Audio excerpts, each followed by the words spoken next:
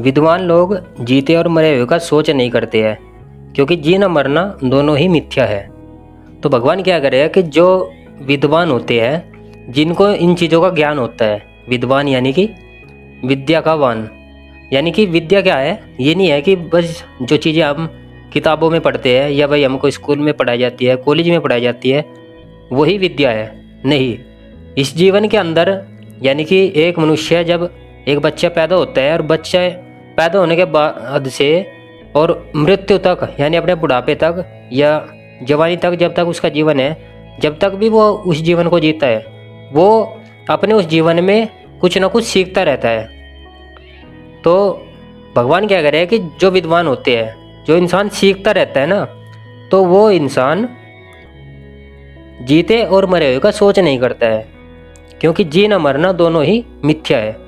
तो जिस इंसान ने सत्य को जान लिया है कि आत्मा क्या है और ये शरीर क्या है और ये शरीर मेरा कब तक साथ देगा, तो इस सत्य को जिसने स्वीकार कर लिया है, वो इंसान इन चीज़ों की फिक्र नहीं करता है कि भाई यदि मैं मर गया तो क्या होगा, मेरे घर का क्या होगा, मेरे परिवार का क्या होगा, उन लोगों का क्या होगा, मेरे इस पैसे का क्या होगा जो मैंने कमाया है।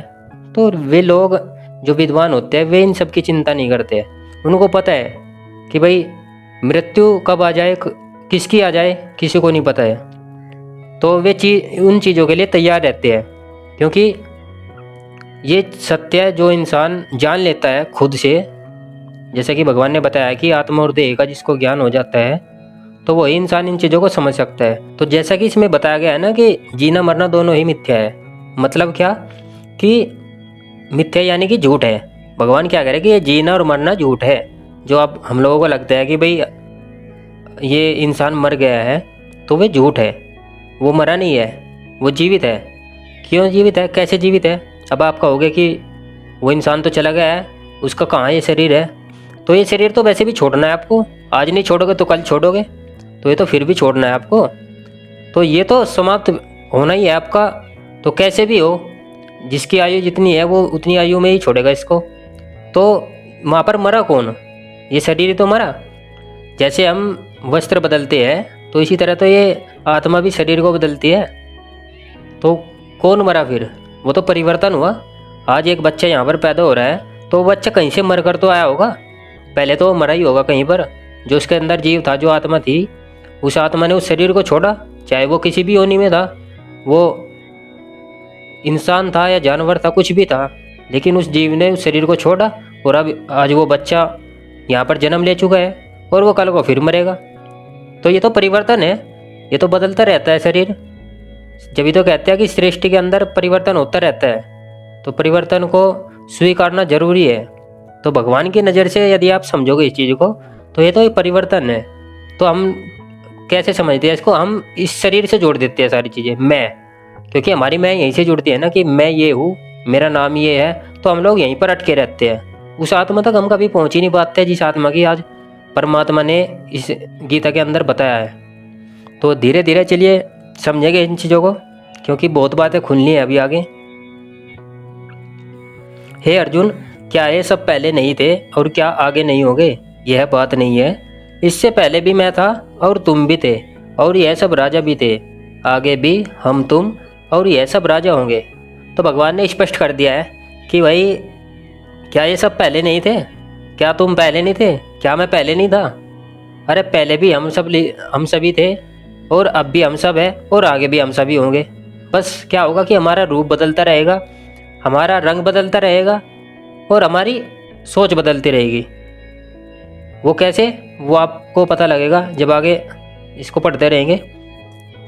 हे अर्जुन, जैसे इस देह की बाल अवस्था और युवावस्था और वृद्ध अवस्था 3 अवस्थाएं होती है, उसी प्रकार जीव भी इस देह को छोड़कर दूसरी देह पाता है। तो वही बात प्रभु ने कह दी है कि जिस प्रकार से एक बच्चा जवान होता है, फिर बुढ़ापा आता है उसको, फिर वो शरीर को छोड़ देता है, उसी प्रकार ये जीव भी, यानी जो शरीर को जीवित रखती है, वो आत्मा भी उस शरीर को छोड़ करके दूसरे को धारण कर लेती है। तो उसकी भी अवस्थाएं बदलती रहती है। आज वो इस शरीर में है, कल को दूसरे शरीर में है, कल को तीसरे शरीर में है, परसों किसी और शरीर में है, तो ऐसे उसका चलता रहता है। इसमें विवेकी पुरुषों को मोह करना उचित नहीं है। तो भगवान क्या कह रहे हैं कि ऐसे में जो विवेकी पुरुष होते हैं उनको मोह नहीं करना चाहिए। कुंती नंदन स्पर्श, शब्द, रूप, रस, गंध जो इंद्रियों के विषय है, ये सर्दी गर्मी और सुख दुख के देने वाले हैं। तो देखिए यहाँ पर भगवान ने आपको एक ही लाइन में सारी चीज़ समझा दी है, यदि आप इस चीज़ को गहराई से समझ पाए तो। यहाँ पर भगवान क्या करे है कि शब्द, जो शब्द हम बोलते हैं, चाहे वे शब्द हम अच्छे बोले या बुरे बोले, तो भगवान क्या करे कि ये जो सारी चीज़ें बताई है भगवान ने, तो ये सर्दी गर्मी और सुख दुख के देने वाली है। हम जो शब्द बोलते हैं उनसे तो हमें सुख और दुख होता है।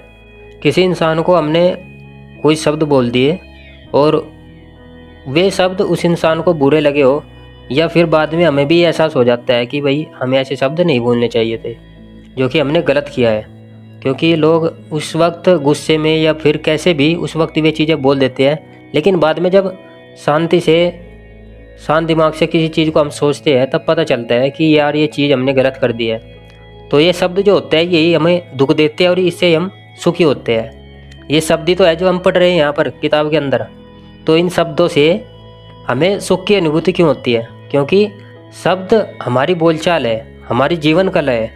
तो जीवन कला में जो भी हम करते हैं वे शब्द हमारे बन जाते हैं। जैसे हम गीता पढ़ रहे हैं तो हमारे ऑटोमेटिकली सुख की अनुभूति हमें हो जाती है इसमें। क्यों? क्योंकि ऐसे हमारे विचार बनने लगते हैं। जो चीज़ें हम, जिन चीज़ों में रहते हैं, जिन चीज़ों में रमण करते हैं, तो ऐसे ही हमारे विचार बन जाते हैं। फिर ऐसे ही हमें सुख और दुख का अनुभूति भी होती है।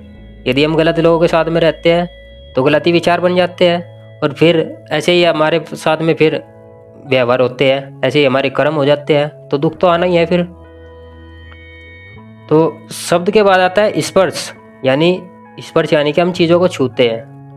कुछ चीज़ें हमें अच्छी लगती है जिनको हम बार बार छूने की कोशिश करते हैं, कुछ चीज़ें हमें बिल्कुल अच्छी नहीं लगती है जिनसे हम हाथ बचा करके रखते हैं। जैसे कि आग, हम आग को स्पर्श नहीं करते हैं क्योंकि हमको पता होता है कि इसको छुएंगे तो हम जलेंगे। तो कुछ चीज़ें हमारी ऐसी होती है जिनको हम बार बार छूते रहते हैं, जिनको हमें अच्छा महसूस देती है, और कुछ चीज़ें हमारी ऐसी होती है जिनको हम नहीं छूना चाहते। तो इनसे ही हमें सुख दुख की अनुभूति होती है, यानी हमारे सुख दुख, सर्दी गर्मी, ये सब इनसे जुड़ी हुई है। तो दोस्तों आज की इस वीडियो को हम यहीं पर विराम देते हैं और मिलते हैं आपसे अगली वीडियो में। तब तक के लिए थैंक यू सो मच।